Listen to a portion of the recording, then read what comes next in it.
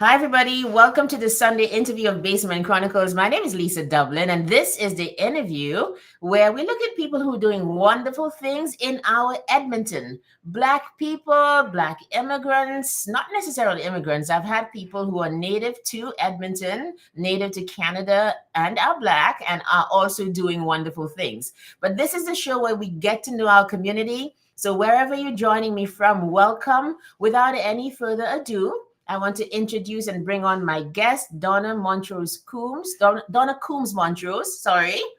And she's very special to our community. In 2024, she began the stint as being the historian laureate of the city of Edmonton. So such an honor to have you, Donna. I've looked forward to that interview for so long. Welcome. How are It's you? absolutely my pleasure. Sakafe. Muela. Muela. Like we have to tell people what that means. So that was Creole for I'm there, I'm good. And Sakafet means how are you doing? Yes, how are you So doing? yeah, so you know Creole. Patois is part of our Caribbean Yeah, language, yeah. history. And so I always like to recognize the complexity of our communities by using expressions that are familiar to See why people you in my presence. yeah, and I mean you she's I opened the like we were on WhatsApp a while ago, and then I see Donna. What she's wearing is native to my St. Lucia. Thank you so much. Such an honor You're to see welcome. you in a warp duet. So it reminds me I don't have one, number one. And number two, let me ask you about it. So where did you get a warp duet? Do you have St. Lucian friends?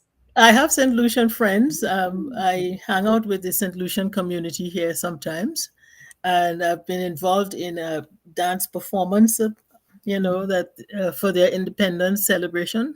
And so they thought I should be properly dressed. So I have the entire outfit, which I'm Wow. accidentally wearing tonight at a Okay. different event You are because so it's busy. reenacting. Yeah. So I'll tell you about that. Yeah. Okay. But you want to tell us about it now or later? We could talk Oh, we about can it. do that later. Yeah. Okay, later. No problem. So let's start go. I know people know a lot about you, so I didn't want to ask the regular questions. So I like to call Trinidad my second home because I feel like I grew up there in terms of like grew into an adult there. I learned certain lessons that I've kept with me because of that. That stint from 18 to about 21, 22, I was in Trinidad. And I know you recently went back home to Trinidad. How was that? How was that most recent visit? It was short, but impacting in me in a way that I really enjoyed this particular visit Mm-hmm. because I attended Carifta Games Oh, while there yeah. because it was the Easter weekend. Um, Trinidad was hosting the Carifta Games. So there Oh. were Caribbean people from all over the region present at the Hazley Crawford Stadium in Port of Spain.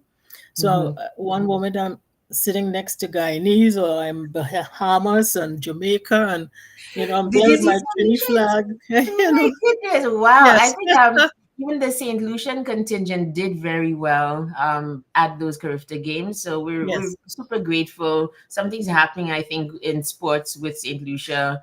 And we're just grateful for that. So it was good to be home.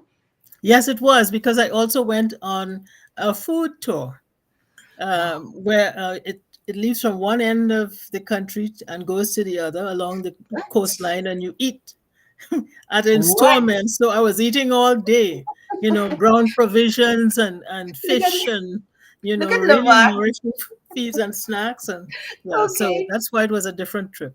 Okay, so has that is Levar saying hi, right? Here's Levar here saying, "Mama, getting you out." Talking of which, before we go into whether this is has this happened before? Is that a new phenomenon in Trinidad or the food For the tour? Is last few years, I've noticed popping up on my screen yeah. different kinds of tours they have on rivers. You can have an evening, a date evening with your bestie, and Mm-hmm. you're served dinner on a little boat where you're alone, and the dinner is on the boat and it's cruising on a river, and you have all the courses and you have desserts and wine, and and you can serenade or propose if you want, because Wow. that's the ambience that they've created. And there, flamingos flying around, and Okay. so Wow. they have those kinds of tours that Mhm. are attracting locals. Those are for Trinidadians mainly, are experimenting with those, but visitors are welcome as well from outside of Yeah. Trinidad and Tobago. One of the things, because I was there in the 90s and early 94 and early 2000s, I think, was that? Yeah, around there. And one of 98 to about, yeah, thereabout. And one of the things like people kept on saying was that Trinidad wasn't big on tourism back then. You know, there was the oil and so on. It sounds like things are changing a little bit. Like opening borders to bringing in people to see the natural Yes. beauty and the culture. That's awesome. In fact, what you have happening now is Carnival is a big time during the Mm. year because we celebrate all year. We don't need any Well, we excuse. know this is We the go land of from holidays. season to season to season, and a new season starts every few days. And so, what they're doing now is bringing in cruise ships to time it with the occasion of Carnival. So Mm, people come off the cruise ship, in costumes. They join a band and they parade, and then they go back on the cruise ship and they leave. So they may come in for a day or mhm, for a longer period of time, mhm, to because those cruises are originating mainly in New York, and they cater to coming in for the carnival okay, celebrations and activities. So okay. we're just being creative about how we do the tourism, I guess. Yeah, well, yeah. So And it is yeah, the land of creativity. I love Trinidad. It's really like yes, my second, I guess, second home, and Canada is the third, something like that. So yeah. before we move off the food, do you have my tamarind balls, Miss Lady? If you take too long, I might eat them myself Oh, I will find no, because afterwards. at risk of Afterwards. losing my life. Oh, please, Yes, no, thank you very much. All right, thank you. I love tamarind balls from Trinidad. So, yeah, I was like, you're going back home. Thank you so much for bringing tamarind balls. Slight pepper, plenty pepper. Just bring them. Thank you very yeah. much. But by the way, I also make some here to suit Yeah, my continuing desire for tamarind balls. So when I yeah. left to go to Trinidad, I already had a stack here of my own because I Yeah. eat constantly. Oh, Yes, wow. it's a I good had some of diuretic too. those. Yeah. Tamarindo, as the Spanish say, is. Uh-huh. And so I always have some form of tamarind around me, Okay. either in liquid form or in balls, Yeah, they or in taste the really raw good. material. I just had for breakfast. I buy the boxes, and so Mhm. I eat the fresh tamarind, Oh, wow. of the stem Oh, as that's well. awesome. That's Yeah, nice. Okay, but anyway, but I we'll do be have yours. exchanging addresses after. I'll come get my tamarind balls. Thank you very much. Please and thanks. I'll come get my tamarind balls. Thank you so much. So let's move on because we unfortunately, I wish we had more time. So I've already booked you for another Sunday interview sometime perhaps in June or July because I know we won't get to everything that we have to talk about today just because I need to end at quarter to the hour. But Yes, yeah, so I wanted to go to some really pointed questions about being, first of all, the historian laureate for the city of Edmonton. Tell us what that means. Like when I heard it and I went researching, it's like it's not a black thing. This is for the city, and that's yes. different. Yeah. So I tell do us about. represent the city on the Edmonton Historical Council, and on the board. There are two different dimensions of the city's operations. I represent the city uh, as well on a national level. So I have attended a heritage conference in Montreal last November, and we have a reoccurrence. The annual conference is coming up in Halifax this coming October. We have Edmontonians who are active on committees, and I intend to do a presentation of the Black community here Mhm. in Edmonton or in Alberta as a point of sharing with a national audience at So that on that occasion. okay. So getting back to the position itself, it's multidimensional. It's an honorary position, by the way. So Mhm. I like to inform my community, listen, I'm not getting a salary, In other because words. every individual I talk to may have a different expectation of what are you doing for me. And I Yeah, said, "Hey, this it's not a it's a service, a general service, but it's yeah, not a particularized service that I have to seek you out to find out what do you need. Because our yeah. population is growing. We are now X% of the city's population. And Hmm. so, but I try to be multidimensional and of service to the entire Black community because I consider myself of particularly of service to my community. Although it's a city appointment, I'm the Hmm. first Black person in the position. Yeah. And so Hmm. I imagine that the historian laureate who was maybe Ukrainian before would have concentrated more on the Ukrainian community because that's where your comfort level is or your familiarity might be. Mine Hmm. is in my community and how much we've been left out, of all of the dimensions of government and service in the past. So I feel an obligation to catching up, to trying to catch up with what the footprint we are leaving, not only for the current generations, but those that are coming in the future. So So it seems to me, Donna, that the position gives one the opportunity to add a certain kind of voice to the narrative. that's And correct. yeah, I Yes, mean, that makes sense, you know. And so now you are unearthing things and bringing things to light, perhaps about, the Black community in yes, in Alberta. Is that it? yes. That's what I've concentrated on doing thus far, and exploring or walking down new avenues of exploration and making sure that people understand who we are, describing us from our lens, and trying to share with the general population that kind of information. So I do attend lectures or I do present at libraries or at events that are across the community divide, not just in my community. Right. But I'm Hmm. available to, I've taught at City Hall School. You didn't know there was a school at City Hall, No, a I did not. functioning a grade school. A Yes, grade school. Okay. yes. Wow. Okay. Is there a And so I particular? presented to the kids there. So I try to involve students in learning more about my community on those Mhm. occasions, or communities that they may not be aware of, who are part of the history of the city. So tell us a little bit about. I think I'm jumping ahead a little bit with the questions, but it seems a nice time to bring in this one. What have you unearthed that has been surprising? Have you come across like different facts or things that you're like, oh my goodness, nobody knows that about us? Has that happened? Have you come across unusual, extraordinary information? What I've been trying to do is share facts that people don't know. Yeah. So they don't know very much about the Black community, who we are, where we've come from, how we've thrived in this space. Because our Black community initially came from the Deep South, Oklahoma and Texas, and other parts of the Deep South around the last century, the turn of the last century, the beginning of the last century. So I start the history lessons, or if I'm imparting some facts about that period of time specifically, because very little is known, even among the Black community members, about the arrival of people running from Jim Crow laws or the Ku Klux Klan or racism in the Deep South.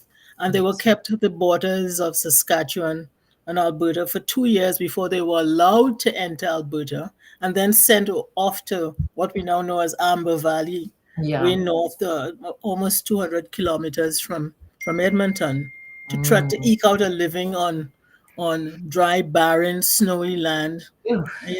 They lost part of their population because people waiting for 2 years with no services, some people would have died, from just the stress and strain of trying to survive in a wagon with no supports, no access to health care or things like that. So um, the history is multifaceted in the way that I try to tell it and just try describing what it means to try to give birth under those circumstances to a newborn.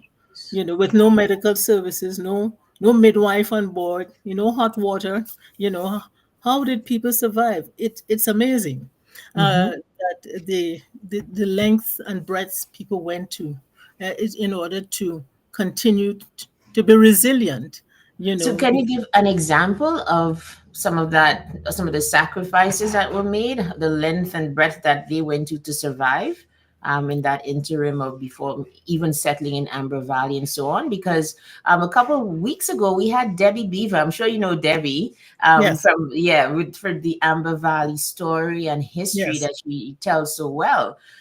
So I'm thinking this adds to the conversation in terms of like, did you unearth anything about how hard it was for those people back then to survive? First of all, most of those stories will have to be first person. You know, someone has to tell you, because records were not kept of any value that one could unearth, you know, going to an archives. You know, someone has to deposit it in the archives. So you have to comb through like newspapers of the day, and like the Edmonton Journal or the Bulletin or things like that. Hmm. What you would find is evidence of um, how much racism existed at the time, because they would have had cartoons of black people being kicked away from, you know, a white person kicking a black person, saying we don't want you here. And that was the nature of the ads that were posted across the country, to say that this climate, we didn't want black people coming to Alberta when we advertised for people to come from the deep south, you know. But we had money, we had resources at the time, so we came, because the ads were not specific, that we don't want ex former slaves making their way up north thinking that this could be their home. So their ads really stated, you know, you won't be suitable for this climate, try to discourage them as best you can. So in fact, they had an order in council, 1916-1324, I think it was numbered. But there is an order in council that stated specifically that we're not welcome here. You know, send them back. But they couldn't go back. It's how many days of riding to get to this part of North America. Hmm. There was nothing to go back to.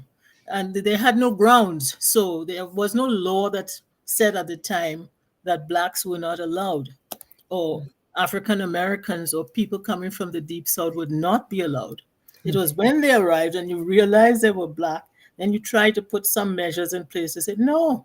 So they kept them for 2 years trying to figure out how to dispose of these people. And Yeah. eventually that's why they were sent to far north. So what you would encounter in doing the research is how much was absent in the literature, or whatever was present described the circumstances at the time of negativity. There was nothing positive, there was no welcome in having this community of 200 and something families come into Alberta. So they did their best to dispose of them and probably hope that they will all die from Yeah.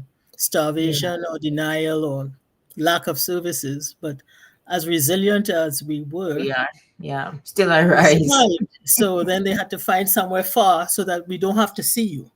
And you Yeah. can't say you weren't allowed in, but we sent you to the worst, the swamplands of Alberta, the furthest point we could find north, where you would just experience snow and pine trees Hardship. or what have you, and then have to eke out a living under Hmm. those circumstances.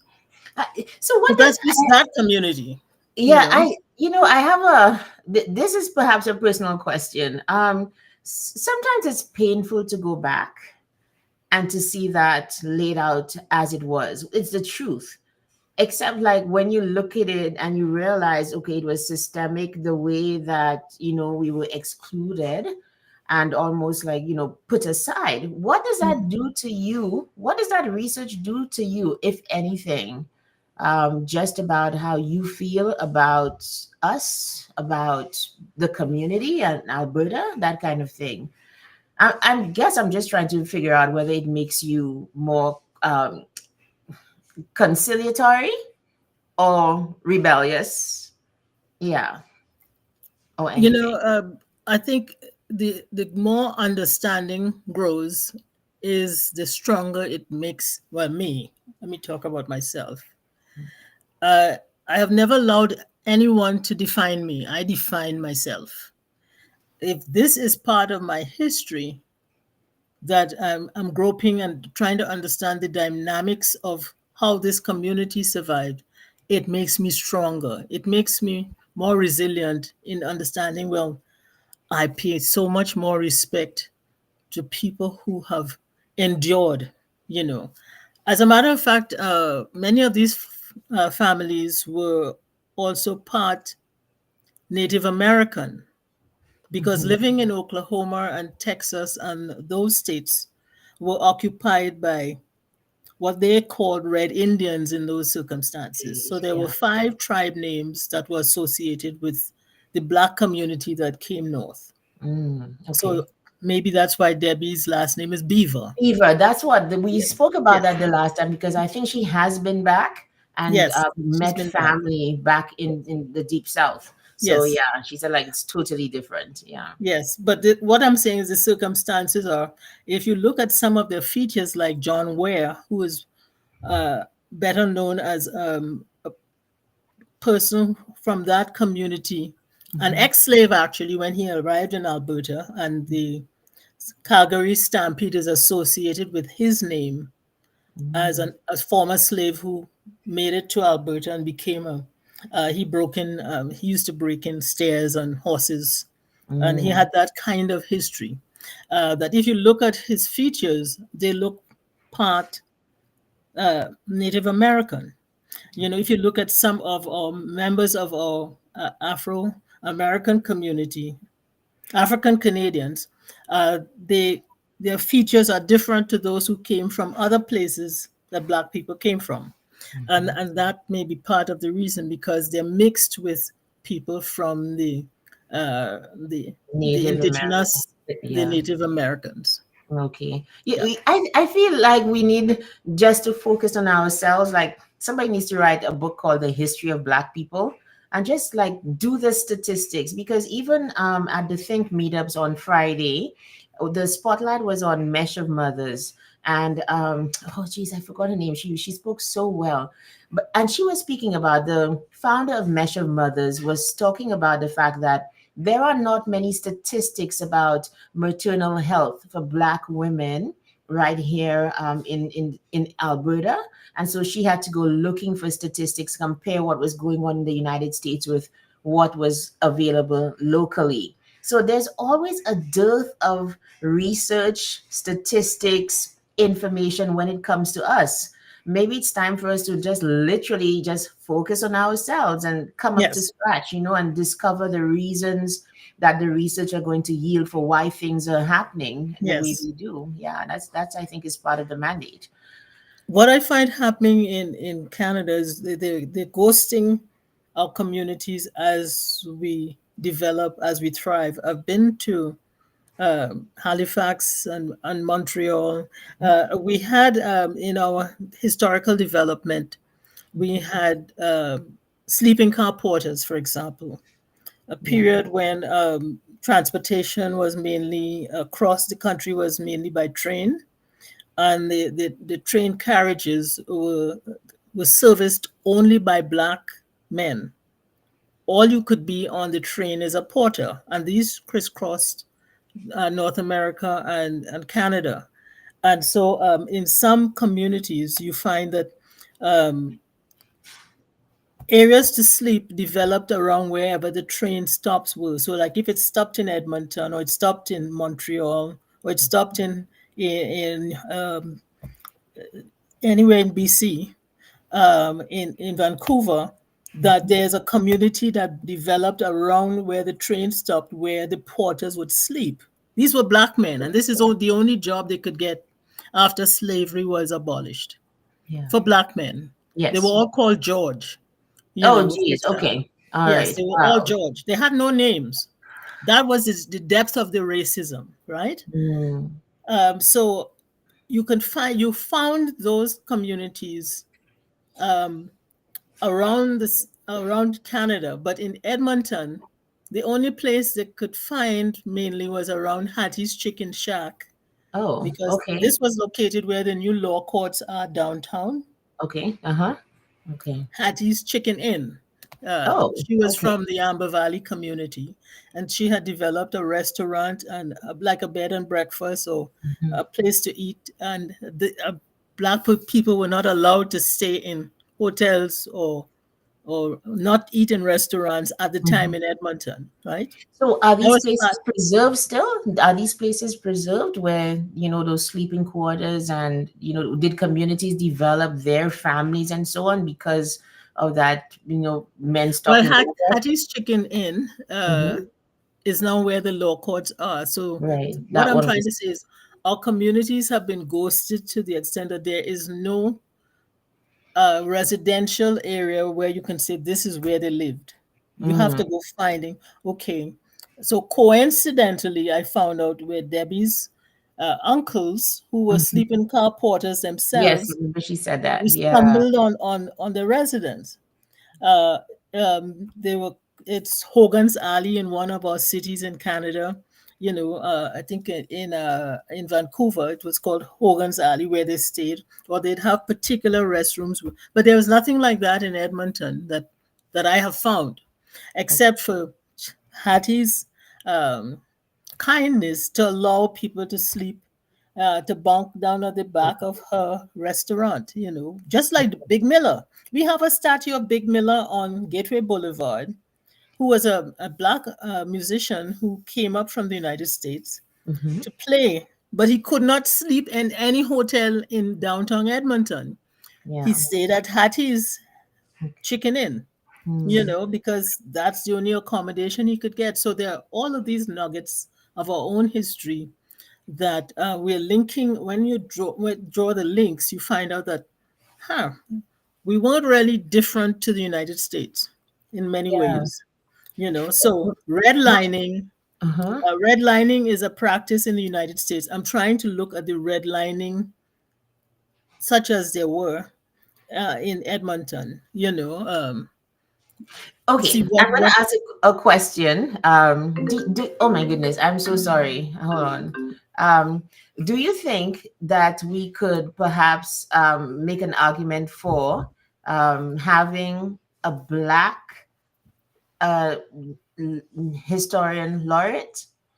Because I can't see this work subsiding or being completed in a 2-year term, but it seems to be so important to document, to do the research, document and highlight and give voice to that part of Edmontonian history. Might there be I don't know, something that happens that a black, historian laureate becomes I just a teacher?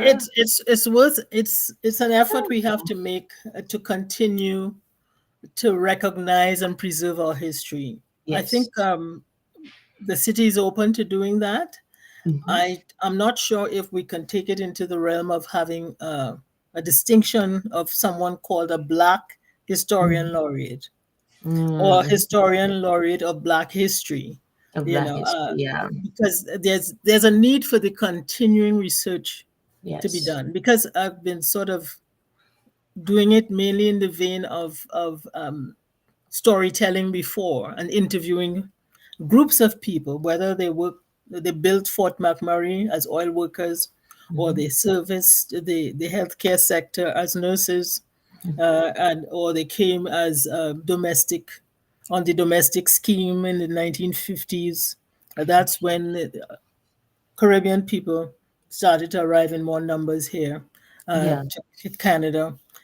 We were also porters. There were a number of sleeping car porters who were from the Caribbean, and they've been interviewed by Selwyn Jacob, Mm, uh, okay. Him. them or Yeah. their descendants. I have interviewed some descendants of sleeping car porters in Calgary. So we have been working on building the material or the historical the footsteps Yeah. or the footprint of those who have gone in the past. So there's a wealth of information that has been created online, Hmm. and I can direct anyone to the. We also have a virtual museum.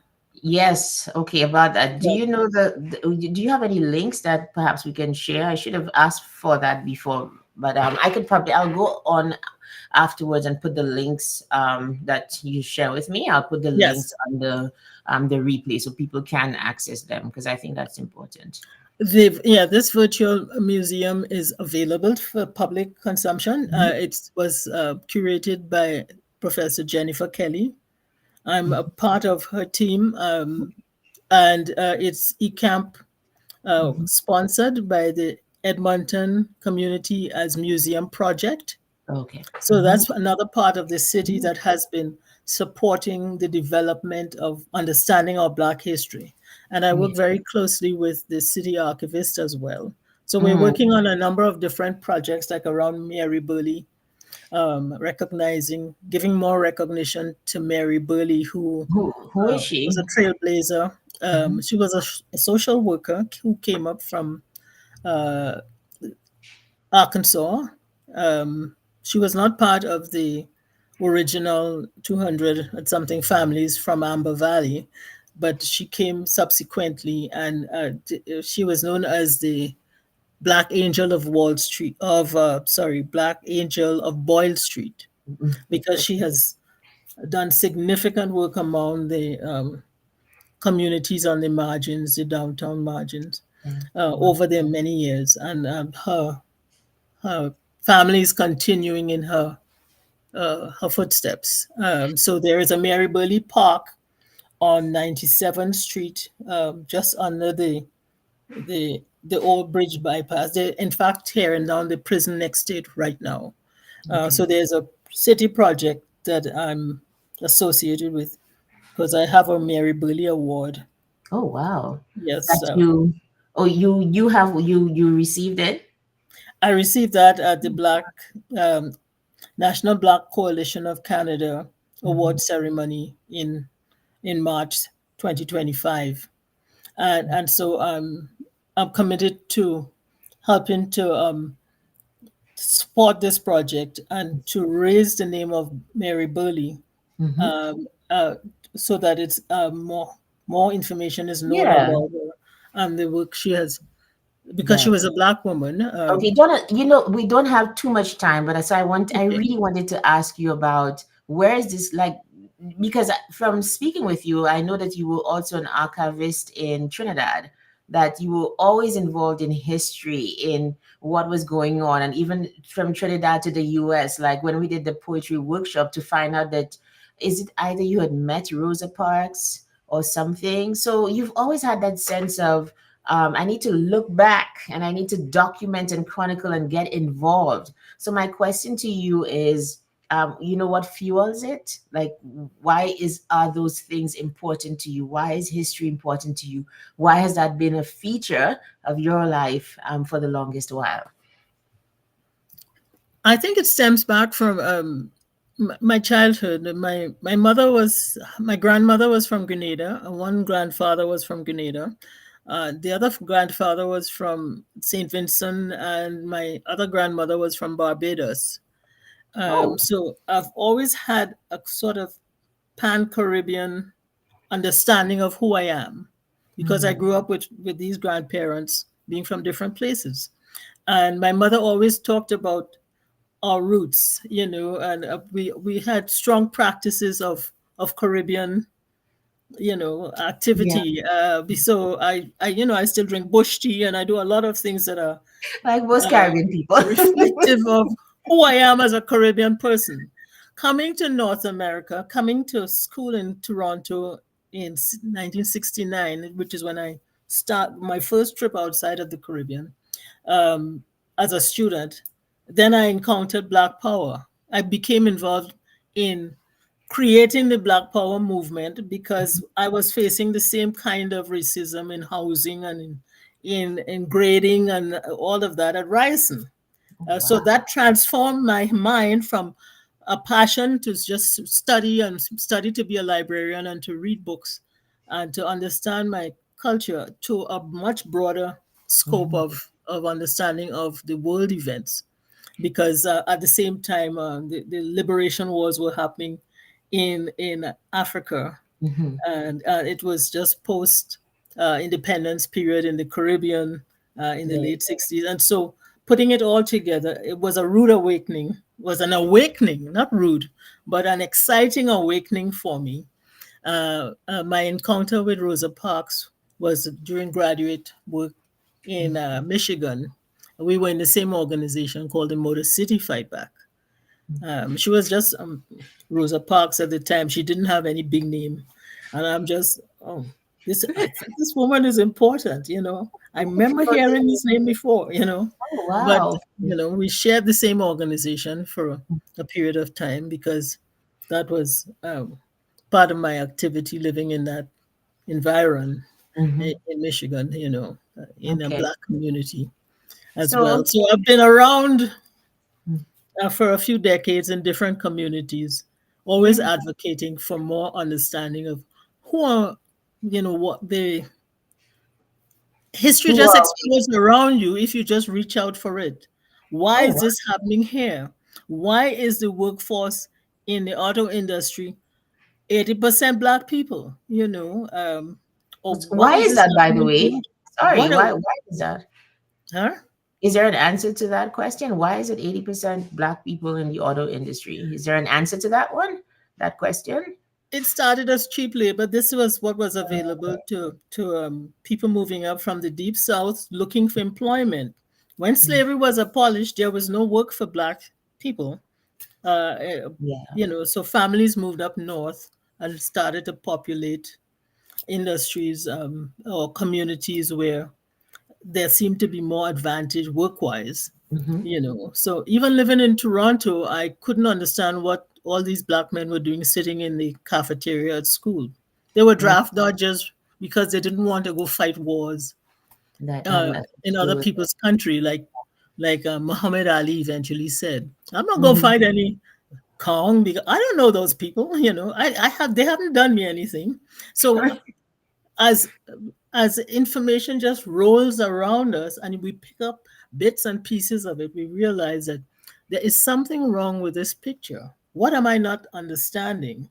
And so that's how my opening my eyes has already been an education and just picking up bits and pieces of knowledge about how this is impacting me and my community and my people, people who that I consider part of my community Because I'm all hearing the you time, speak. Yeah, I'm hearing you speak, and again, I'm thinking, is there a space where we can put it all together? Like this big history of Black people pulling in why things happen, looking at the phenomena and saying, okay, these might be the reasons that these things are happening, based on research and statistics. I know there's a book called The History of White People.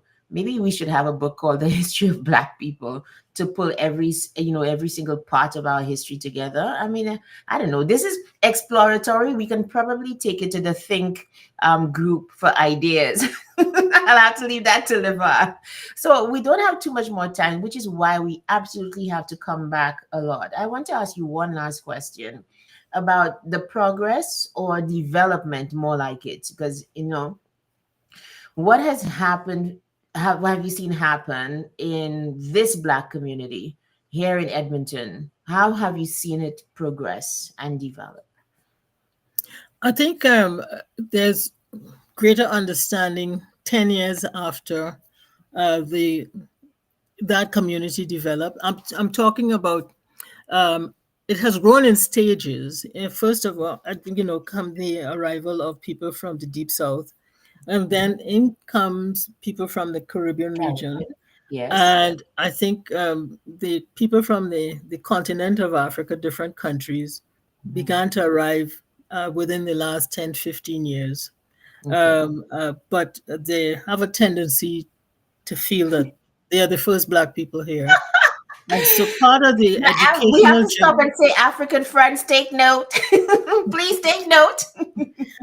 so that is part of the journey that I'm engaged in Yeah. information sharing. Hmm. That is why I focus so much on the original populations of Black people Hmm. who are here, Yeah. so For that people example, will Donna. understand that I'm not the first person here and I wouldn't be the last. But we Exactly. need to pay Mm-hmm. respect and homage to those who were here before because they made the initial sacrifices. Yeah. You know, Mm-hmm. there was the bogeyman. You know what a bogeyman is? Yeah, I know the yes, I know the concept of it. Somebody who's scary Well, in the society, you know.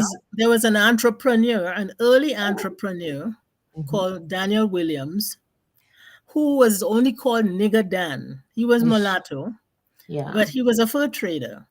And he was hung because he was black, because they Oh, didn't know what to do with this fur trader who spoke Mi'kmaq or who had language skills, who was a translator between different communities of people and stuff. And he's in Fort Saskatchewan. He was hung in Fort Saskatchewan because he was the boogeyman for white kids.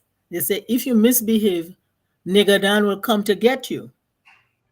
wow. That is how they destroy people in our communities who are successful, Yeah. by giving you labels, by marginalizing you, by typing you, or we had eras of carding in this city Yeah. not too long ago, Okay. and because if I constantly harass you, one day you will react. Yeah.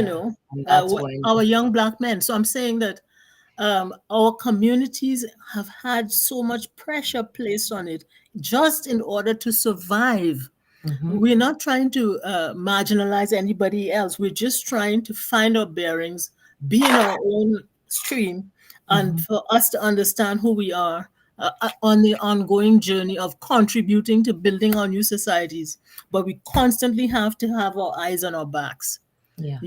That's so very true. I look forward to So, chatting with you oh, again we're because, definitely doing this again. I'm sure everybody will agree. And just to add to that note, about who came when, because like my uncle has been here since 1976, 1975, 76. So he always says like when he came, it was more like Bush when he came to yes, Alberta, when he came to yes, Edmonton, like he was one of the only black people around. yes, So for sure, one thing that has happened since those early years is that our population has increased, and so now we yes, have pockets and different cultures of the same African descent here. So that's a great thing, I think, to spread culture and to learn culture. So yeah, we've been here quite for some time. yes, we So have. And we'll okay. continue to thrive here. And Yes. our younger populations are mixed with all kinds of different Oh, yeah. nationalities, but they Absolutely. identify mainly as Black, Yeah. Hmm. Hmm. because that's their heritage. And That's so very true. we're continuing to educate them about where they come from, as well as other populations who are willing to learn about us. Hmm. But we're not going anywhere. No, we're not. This is home, and I think there are different ways to make it home and to show Yes, the love and appreciation, that kind of yes, thing. Just a note on what you said about the younger population. Like I find them more open. I find them, I guess, because they are born here. Our kids and even grandkids at this point. For some of us, like you find them open to other cultures, and one perhaps they need to be educated about where they came from, but not to lose that sense of I belong and I can treat with, and I can handle different peoples and cultures. It's multicultural at this point. And that I think gives them a different experience, good and bad, perhaps, yes, of what it means to be black in this new world. That's something perhaps, to explore as well. And Donna, yes. look at you. So tell me about you know about the peaks, right? You know what the peaks mean on the headpiece, right? Right? Let's If you share have with our audience. Tell me. Yes, okay. I know if you have two, it means you're married. And if you have one, it means you're single. So you have, is it two or Three. three? Lord, yeah, I, They I gave me feel three. so shame right now. Oh, geez. I They, should they know probably this. means I'm an auntie or a granny or But something. Daddy, Let's oh, give it I our got it own wrong. translation. No, yeah, but that's these were the ways that we sent messages in our Ah, hair, yes. in how we tied the headpiece and wore the warp duet. So you look lovely, okay? You just look lovely. This is actually the skirt part that goes above. Okay. Yeah. So Oh, I'll yeah. just put it on Oh, my there you shoulders so go. that you would see, Right. Oh, that I have the nice. whole outfit. So you have the And yes, petticoat as well. There's a yes, I have white all the petticoat. petticoat and yeah, Oh, nice. and a Right. layer above that, and then the scarf for the other Yeah. shoulder. And They're doing such lovely things with it. So it's Dominica. St. Lucia, I think. St. Lucia, Yes, Dominica, I think those two yes, ones that do have that Creole, the very deep Creole yes. heritage. But were you connected, very last question, were you connected to the Creole um, population in Trinidad? Where the Paramin, is it Paramin? That's where you find them? Arima, Oh, Siparia, Paramin as okay. well. Yeah. Okay. Yeah. Because they speak Creole there as well because of I Yes, think the yes. Grenadian influence or something. There's Yeah. one of those food tours also to Paramin. So friends of Mm, mine went on that, yeah, while I was there for Easter. that's Yes. So that must have been a hot day. Slight yeah, I've pepper, been to plenty Paramin a pepper. few times for, yes, for Creole Yeah. celebration. Yes. Yeah. Okay. Thank you so much for being here today, Donna.